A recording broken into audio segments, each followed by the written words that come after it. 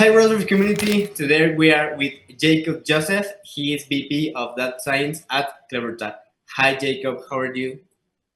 I'm good, thank you. Thanks for Well, having me. it's a pleasure for us to have this amazing conversation. CleverTap is one of the most important uh, enterprise in the SaaS, in the services. And we want to start this amazing conversation asking you, could you share us a specific case study or example where CleverTap used data analytics to solve a complex marketing challenge?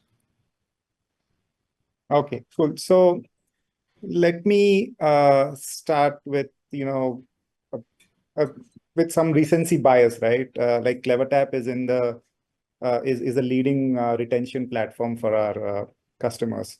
Now, the data science team actually crunches a lot of numbers and releases a lot of features, which is powered by machine learning to make life easier for the marketers.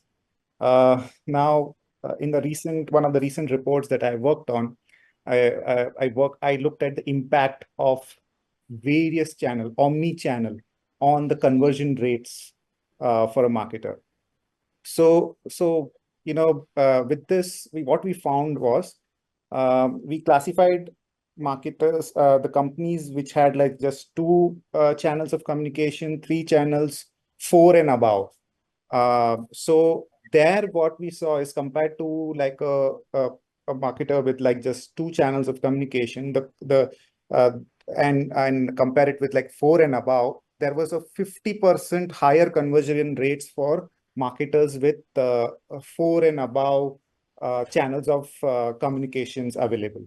Now, why am I mentioning this? Now, so this is the data what is saying, but then what is the relationship with the actual use case? Now, there is a leading e-commerce player in the luxury space, e-commerce marketplace in the luxury space. They wanted to help them to increase their engagement rates and conversion rates. So, so typically the average basket size in the luxury space is at least 8-10 times higher than the average basket size of a typical e-commerce player. So and these customers are very discerning customers. Now, if you're selling a high-end product like a Rado watch worth thousands of dollars, it can't be achieved through a single push notification, right? And in fact, if you see majority of their users are iOS users, they opt out of receiving notifications. So then what are the other channels of communications which are available, right? So there's email, SMSs, but then there are also channels like web pop-ups, exit intent pop-ups, native display in the app itself or on the website itself, right? So how can they leverage all the other channels of communications effectively to get these to basically help users to convert? So once they abandon, say they added to cart and they've abandoned the cart, right? They want to convert these users. So right from getting them to revisit the app to having a customized pop-up message which is very relevant to their purchase, not necessarily with discounts, but information about the products and stuff like that, right? And then continuous experimentation, like experimentation on offers, experimentation of images, experimentation of landing pages, and also experimenting copy itself, like what emotion that copy kind of brings out, what emotion specifically resonates with the user. All these experimentation at large scale. Then once you have those insights, right, like what are the preferences of the users and how do these users react with these offers and engagement strategies, then create cohorts of these segment of users effectively, either using with predictive segmentation, and then look at the broader kind of picture wherein we have a feature called lifecycle optimizer. Basically, it shows you how users move from interest to conversion to acquisition, right? From the acquisition stage they come into the platform and show interest in the product, then how that that is converted to interest and then to conversion. So each life cycle stages, how you run so many engagement strategies and see the uplift of each of those engagement strategies, and then double down on which is working the best.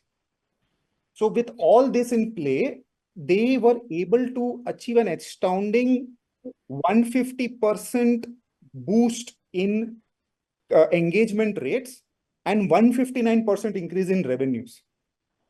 So it was an amalgamation of the segmentation piece as well as the engagement piece. That is analytics, segmentation, and engagement.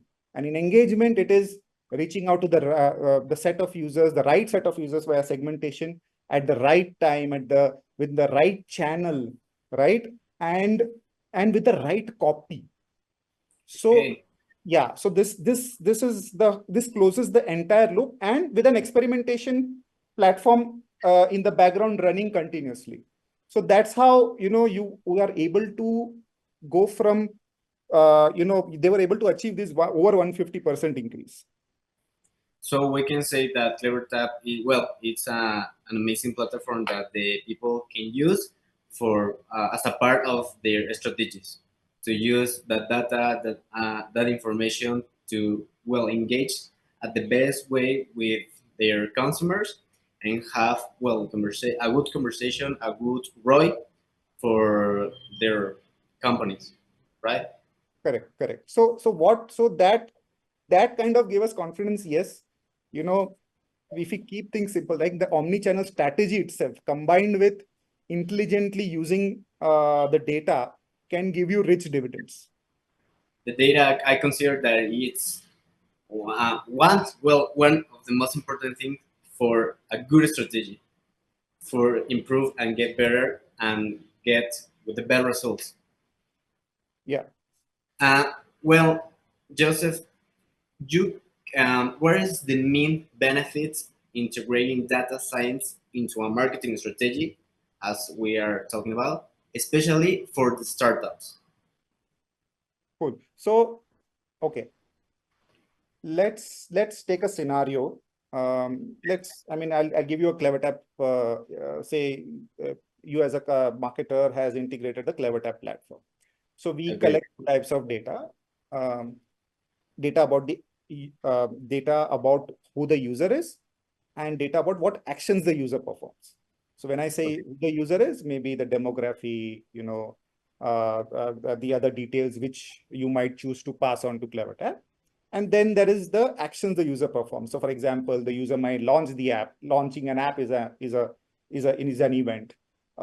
Maybe the user is seeing certain products, right? So that's an product viewed is an event. Add to cart is an event. Transacted is an event, right? So there are multiple such events. So typically, if you say a typical app has at least 50 events in their event design. And then this is just events, right? But then there are attributes of the events, like what product have you viewed, what category is the product belong to, and stuff like that. And then there are user properties or attributes. So now you have 50 events. Say every event has some average of say 5 event properties or attributes. So roughly 50 into 5 is 250 data points. And then there is say 10 user attributes, say 300 total. Now you have to take a decision, data-driven decision, right? Now, in order to take the data-driven decision, are you analyzing all those 300 data points? Or are you taking a shortcut of, maybe just looking at 2 or 3 data points per user? So now it is manually impossible to analyze 300 data points, first of all, individually, because maybe we can look at data in 1 dimension or 2 dimension, but when it becomes 3 dimensions, 4 dimension, or multi-dimensions, it is kind of impossible. So manually, it is not possible. Hence, now you have to look at algorithms or data science, basically, to help you arrive at those data-driven decisions. So data science, actually, the genesis to solving any problem, right? Obviously, is data, and then there is segmentation over that data to solve your problem. So many of times marketers kind of, if they ignore the segmentation and have the most wonderful engagement strategy, right, or engagement channels to develop, it won't work out. Because say for example, if I am planning to, there is a party by the next week and I'm planning to buy a new dress, that need of those. So I go to Amazon, I search for some dresses, I get some beautiful recommendations, and I close the deal in a day or two. But then once the party is over, right, the need for that dress is over. Next week, if I again, Amazon sends me recommendations, I will feel bugged by the same recommendations which I loved the week earlier. So it is very important to analyze data points and create a good segmentation before having an engagement strategy in place. So sharper targeting. Then today is a day where, today we are living in times where the customer expects hyper personalization. So you have a million products in your catalog, but if you're expecting the customer to discover those products on their own, you are asking for too much. And customers today will appreciate if sites, if platforms, if companies understand them better. Then take for example A/B testing itself, right? You need to understand what works well over a period of time on a continuing basis with different experimentation strategies, not manually, but via an algorithm. So basically, you need to understand your customers for better targeting. You need to predict their preferences. You need to experiment on a continuing basis to arrive at the best decision. So all these is possible. You have to use data science for that. It can't be a manual approach. And you have to, and there are enough algorithms and enough technology at your disposal. And if you are able to embrace that and use it effectively, that is where there will be a difference between the top 1% and the rest 99%. Yeah, I think that I want to remark that you said is understand your customers. Try to personalize everything that you have. The data, it's an amazing way to understand them, and obviously the big data, it's so complicated to get good results and in a manual way. And with CleverTap on this kind of tools, it's more easier because you're gonna have the enough data to have a good strategy in the marketing. Correct. And for startups, it is all the more important because you need to identify your ideal customer profile as soon as possible, right? So that becomes even more important. Perfect. And how the companies could balance the need to collect detailed data with concern about customer privacy and data protections. Yeah, so it's a very important and a sensitive topic, right? What constitutes, where can you go overboard? Because in today's time, right, data collection and data storage is relatively easy and cheap compared to data processing. Okay, so data processing, so I can store 240 GB of data, right, on S3 or any power platforms like AWS, or very cheap, right? Storage is very cheap. But if I have to process that 240 GB in memory, that's a lot of cost. Correct? Yes. So first of all, you have to identify when you're collecting data, whether you'll be able to first of all process the data, right? From a marketer standpoint, but from the user privacy standpoint of view, let's take a simple scenario. Let's take a scenario where a bakery wants to run a promotion to attract new customers, right?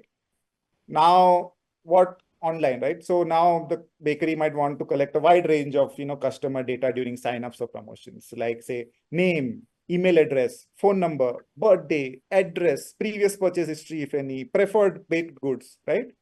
So much of data. Typically, they can ask for so much of data, but then what do you feel? Will anyone sign up with this much information which is required? Like birthdays, previous purchase history, phone number, previous baked goods, right? A lot of information that which is unnecessary.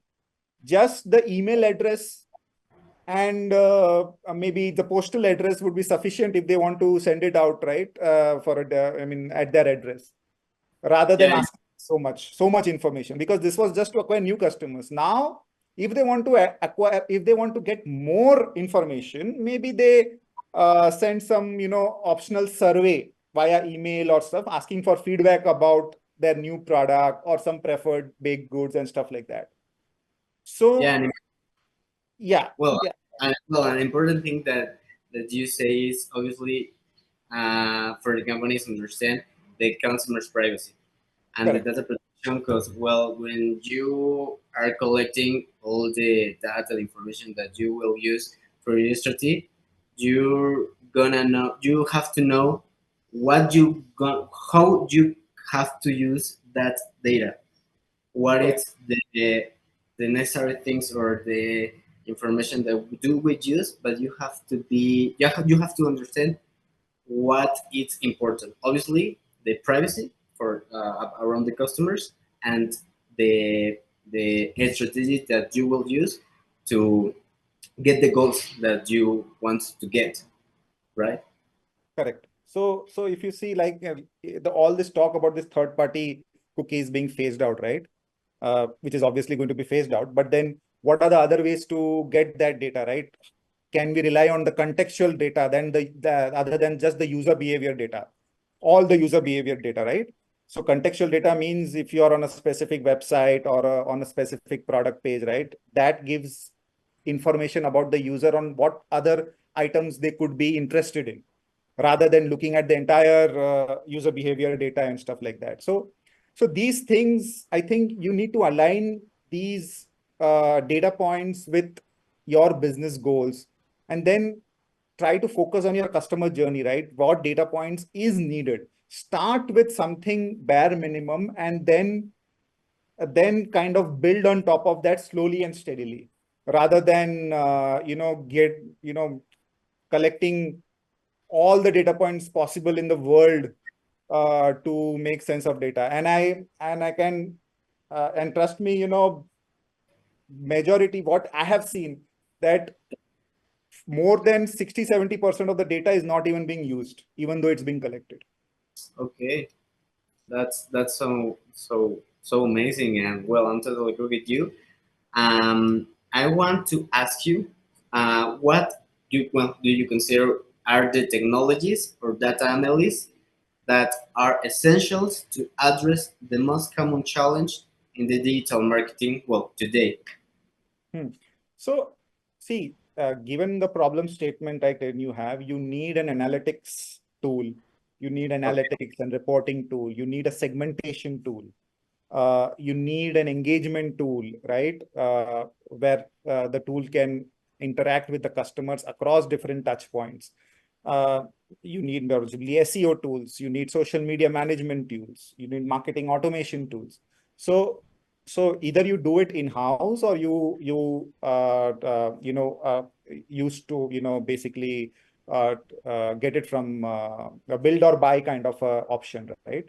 But what I see, like in the marketing automation tools like ourselves, right? There is there is a there there are a lot of what we call how would I put it? You know, though we are just though people tell us that we're a marketing automation tool, but we do also do analytics, we also do segmentation. So that analytics reporting tools, there is no requirement for a separate analytics and reporting tool. Then you might think of a CDP, right? Where you have a unified platform of customer base user profile, wherein you are able to draw insights from over a longer period of time. When we say marketing automation tool, they generally people think that, okay, it is only for a shorter time period. But our platform, you have limitless data you can store, even going beyond 5 years, 10 years, or even more. So that line between this differentiation, right? The analytics tool, reporting tool, CRM, CDP, marketing automation. So these lines are getting blurred over a period of time. So when you choose a tool, try to look for tools which offer the maximum bang for your buck, rather than having a different tool for an engagement, a different tool for segmentation, different tool for analytics, different. So try to see whether some tools can give you this integrated kind of a thing, where you can give a maximum bang for the buy. Because what happens once you get those tools is unification of data is a big problem. Data will then be in silos if you are having a tool which does only a specific things, right? And a lot of time will be spent for joining and reconciling data between all those tools. Well, and so we can say that, well, exists many kind of tools that you can use for your strategies, but well, we can say that for the companies and for people that want to improve or get better results for their strategies, have to know what kind of tools they have to use, right? Correct. Perfect, So, Jacob. and try to get tools, where to buy tools which has maximum abilities in terms of, and just don't address a small portion of your use case. Perfect, Jacob. And well, for ending this amazing conversation, I want to ask you, how do you see the future of the data analysis in the marketing, and what trends or innovation do you think will have the biggest impact in the coming years? I think I mean, it's a given, like AI is going to be like a new age consultant, right? Today, instead of having human consultants, you will have a consultant who will be running 24/7, 365 days a year, continuously as your consultant. So it will not only be descriptive but prescriptive as well, and it can take actions on their own. And with why I'm saying this, because this has been made possible with the help of the generative AI as well as the traditional AI. The combination of traditional plus generative AI will help in the prescriptive analytics, where decisions will be where you can get ready insights, not just data, and then you can act upon those insights. You can automate the action of the insights itself, right? So that's going to be that's going to be the a leading trend. Also, we'll see a shift from the return on investment to the return on of experience. What I mean by return of investment is, everyone knows, but what is return of experience? It goes beyond that immediate returns, right? It will you will be able, you would be you have to look at metrics. People will start looking at metrics like, what's the brand perception, satisfaction, loyalty, advocacy. So it just goes beyond the ROI.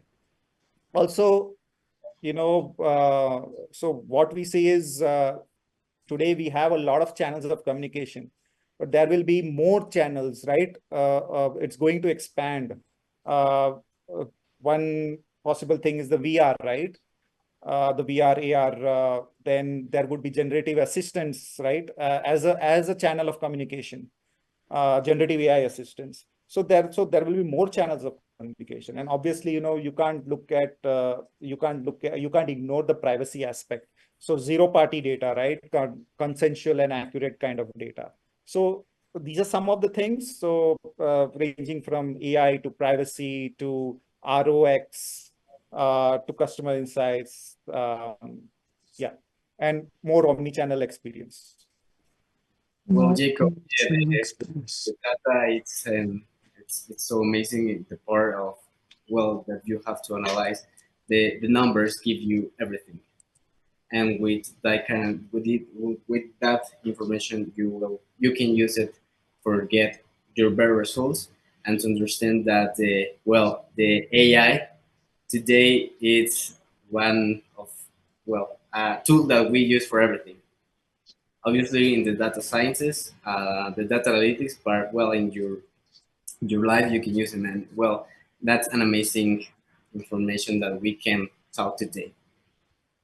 Yeah, and I'll tell you what, I'll give you one anecdote, right? This is an experience that I had, right? Last year, we released a feature called Scribe, which basically generates emotionally resonant content copy for marketers.